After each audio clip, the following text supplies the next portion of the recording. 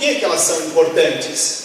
Daí a necessidade de decorá-la, de gravá-las no coração. Quais são então essas urgências? Eu queria que levantasse a mão quem sabe de cor as 5 urgências da igreja no Brasil. Levante a mão se tem alguém aqui que sabe. Ninguém?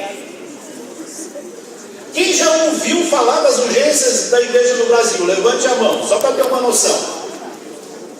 Olha só, é um número pequeno. Eu esperava mais pessoas que já tivessem ouvido falar delas, porque elas são muito importantes. Aí seria muita ousadia da minha parte pedir que vocês tivessem elas decoradas.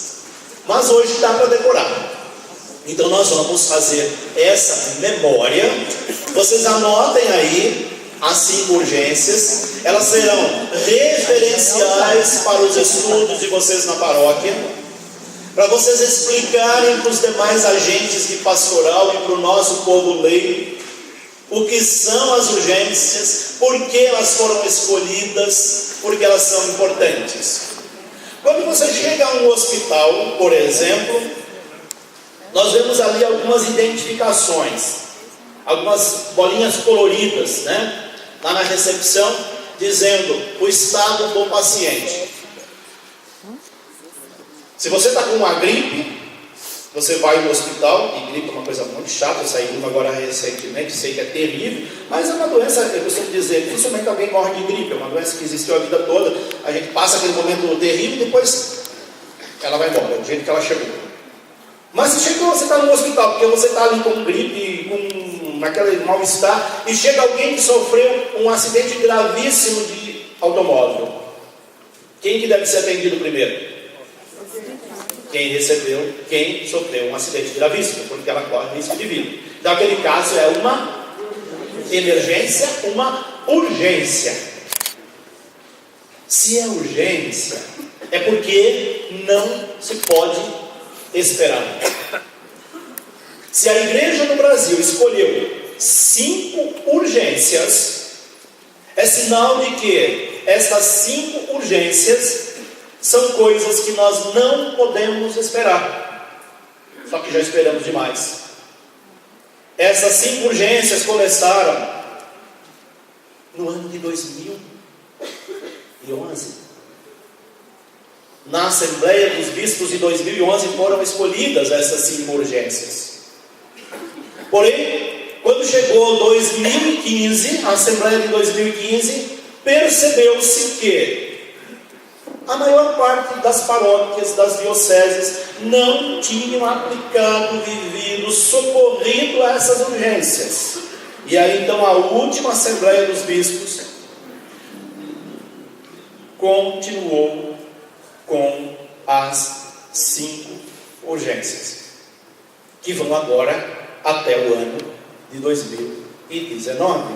Nós já estamos em 2017. Temos só 2 anos para fazer com que essas urgências aconteçam. E aí eu perguntei para vocês quem sabia quais eram essas urgências. Eu vi que é um número muito pequeno. É sinal de que vocês são uma amostra do que acontece na diocese inteira. Muita gente desconhece as urgências. Muita gente está preocupada com coisinha desse tamanho na igreja, esquecendo de socorrer as coisas mais graves. Muita gente preocupada com a toalha do altar, com o vaso do altar, esquecendo daquilo que é essencial.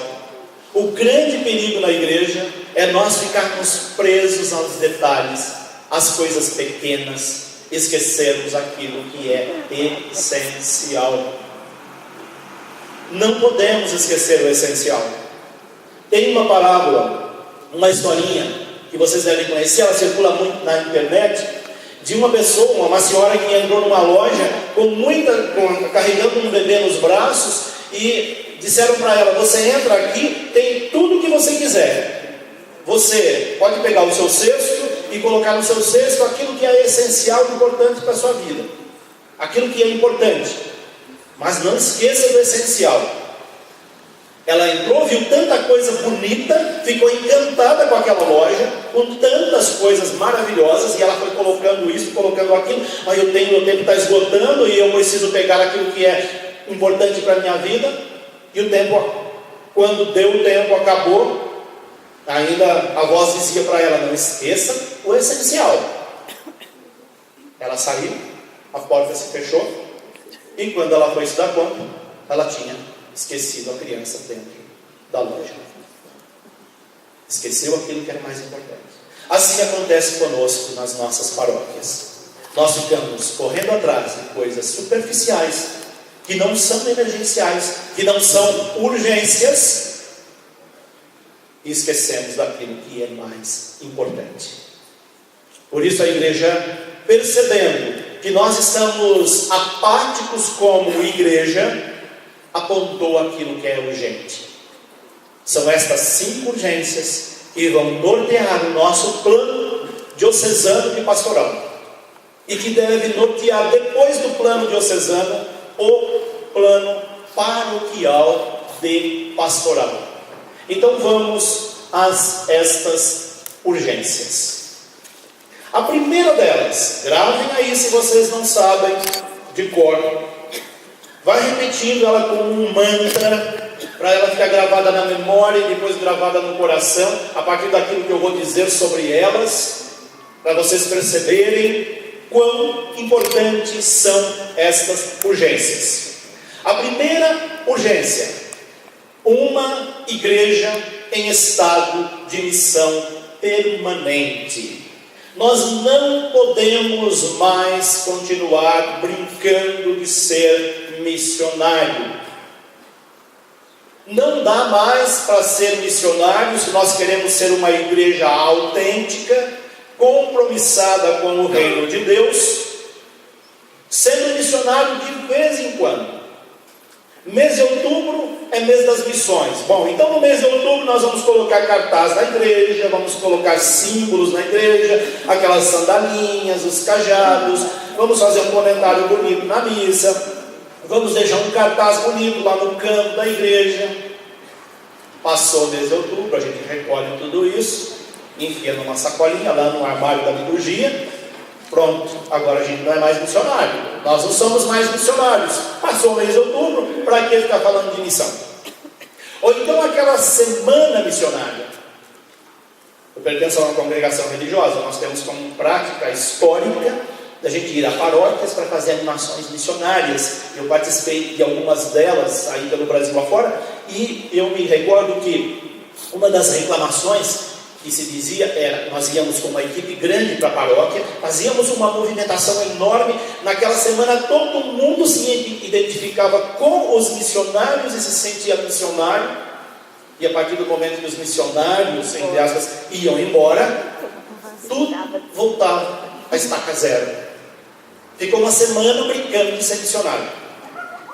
Isso não tem sentido mais na igreja.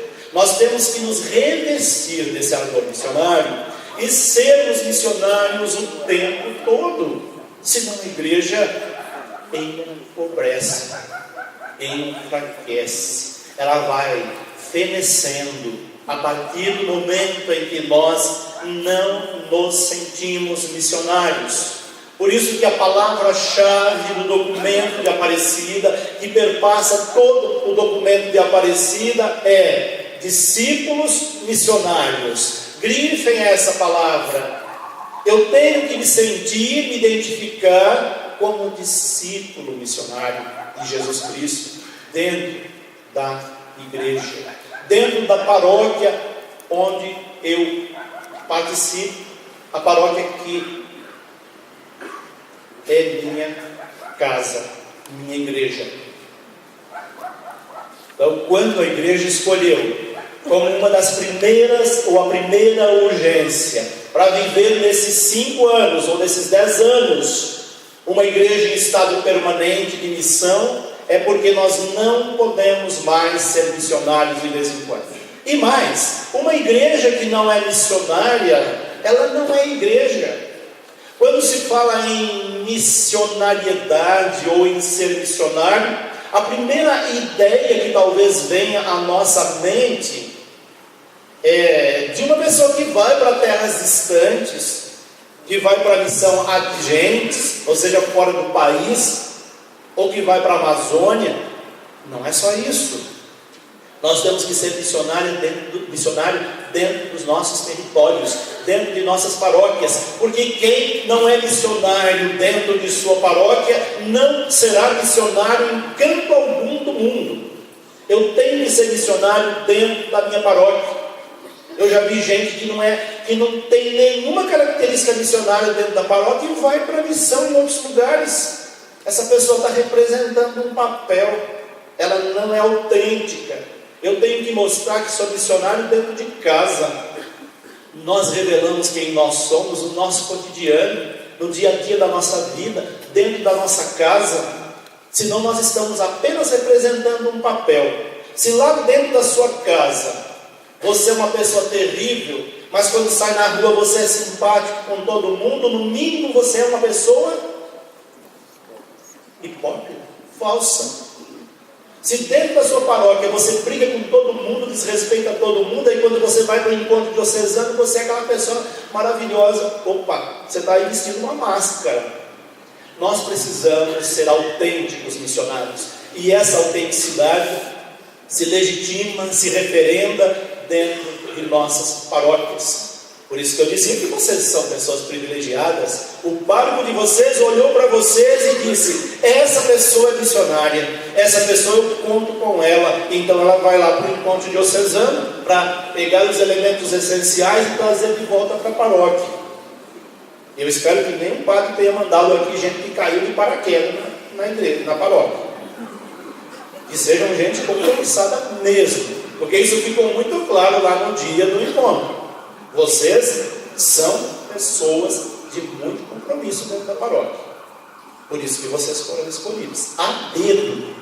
Por isso sintam-se privilegiados.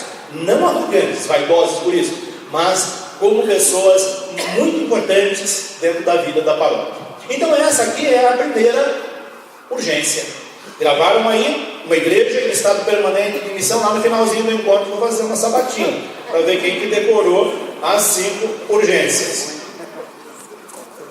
A segunda urgência: casa de iniciação à vida cristã.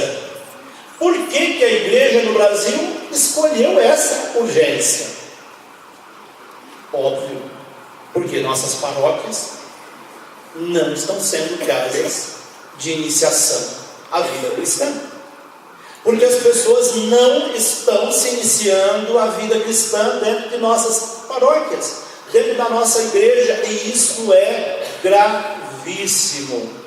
Como é que nós vamos esperar pessoas missionárias se elas nem foram iniciadas à vida cristã? Como exigir de alguém que ela seja missionária, essa pessoa seja missionária, se ela não foi iniciada à vida cristã? E aqui então a igreja lança luzes sobre as nossas catequeses. Nós temos catequeses no âmbito geral, não só aquela catequese primeira, perseverança, primeira, segunda etapa, pré-catequese, crisma, mas a catequese como no âmbito geral, que envolve não só o batismo, a iniciação cristã, mas também a formação permanente, a pastoral batismal, a pastoral sacramental de um modo geral, que elas não estão iniciando as pessoas na vida cristã.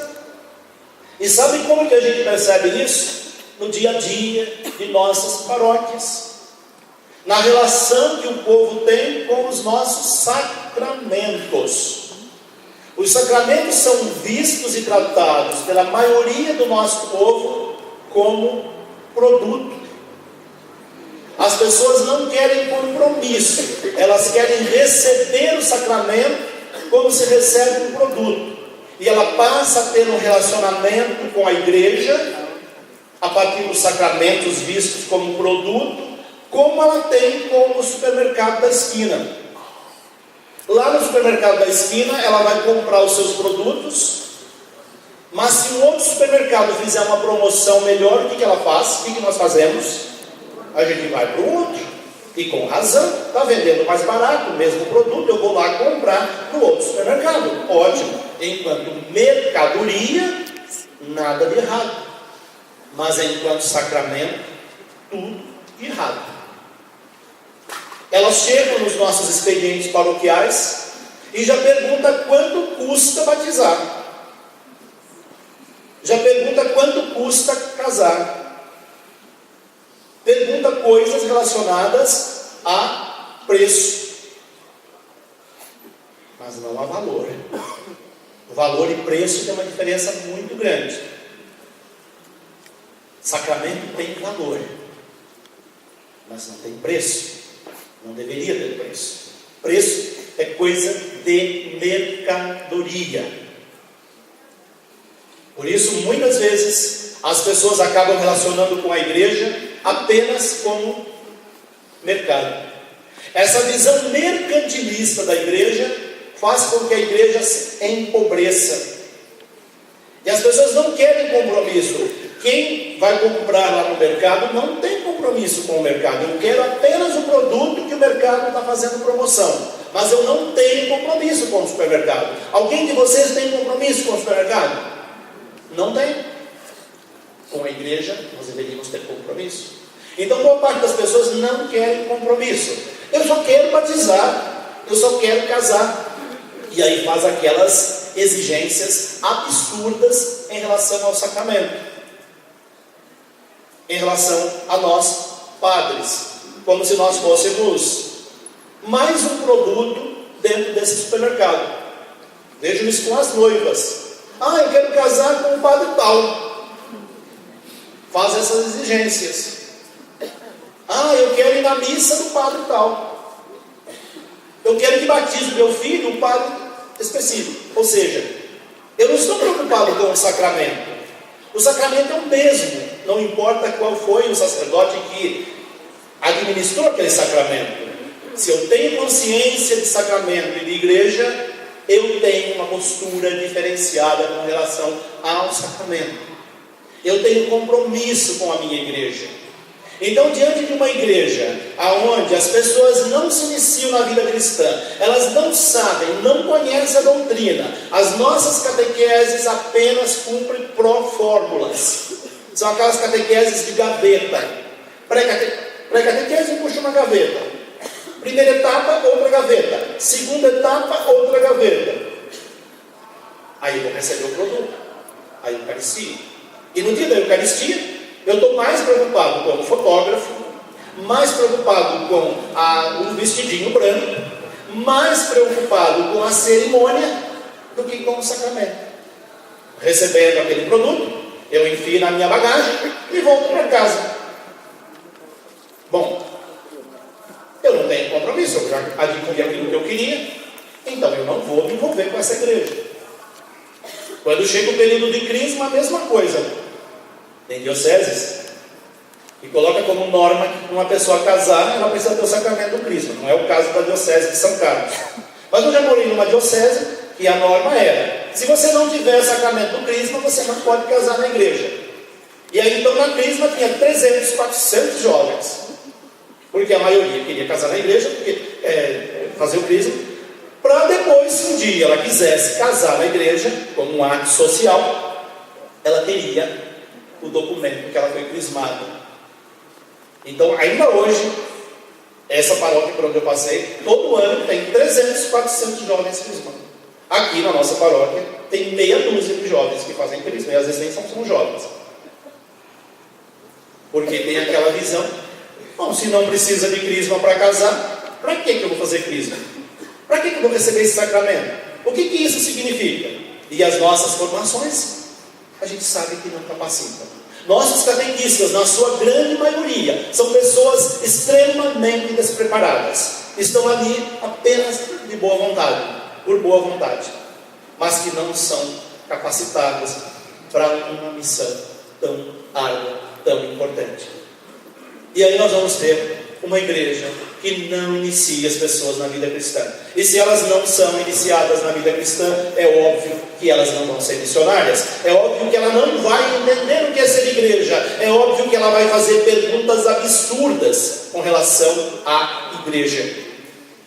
E nós ficamos patinando sem sair do lugar, porque não podemos contar com essas pessoas com visão míope da igreja. E o número de pessoas com visão míope da igreja é alarmante. Eu vou falar baixinho para vocês aqui, porque eu sei que vocês têm uma visão ampliada da igreja. Vocês são pessoas seletas que estão aqui, mas a grande maioria do nosso povo tem uma visão desse tamanho da igreja. Como poder contar com essas pessoas? Como querer que elas sejam missionárias o tempo todo, se elas têm uma visão tão curta da igreja? E aí a gente vê relacionamentos dentro da igreja que é resultado dessa visão míope. Gente brigando por coisas tão bobas. Brigas, afastamentos da igreja, da comunidade, por coisas tão insignificantes. Alguém olhou de um jeito diferente para a pessoa, ela está tão sensibilizada, para não dizer tão ignorante, que ela se afasta da igreja. Já vi muita gente se afastar da igreja porque o padre falou alguma coisa para ela, porque uma outra pessoa disse algo, porque alguém fez alguma coisa que ela discordou. Que católico é esse? Que por coisas tão bobas e tão pequenas se afasta da igreja. O número de afastados da nossa igreja é gigantesco. Por isso o Papa Francisco fala de ir ao encontro dos afastados. São aqueles que não foram evangelizados e que se afastaram por coisas tão pequenas. Deu para perceber por que é urgente uma igreja casa de iniciação cristã? E a expressão casa significa identidade. A palavra casa significa eu me identifico com essa comunidade, eu me identifico com essa paróquia. Hoje nós falamos de paróquia de afetividade, não mais paróquia territorial. A paróquia territorial continua existindo nos documentos da igreja, por questões jurídicas e administrativas. Mas no conceito pastoral, hoje nós temos paróquia por afinidade, por afetividade. Então você pode morar lá do outro lado da cidade e participar de uma paróquia lá do outro lado da cidade, porque lá você sentiu igreja, lá você foi acolhido, lá você se sentiu comunidade. Então você vai participar lá, contribuir como dízimo lá, batizar os seus filhos lá, viver a vida de comunidade ali onde você se sentiu acolhida, mesmo que você não esteja no território daquela paróquia. Essa paróquia é por afetividade. E daí a importância que ela seja casa, mas casa que forme, que prepare, que capacite, que inicie as pessoas a viver uma vida cristã. Ficou claro, pessoal, essas duas urgências?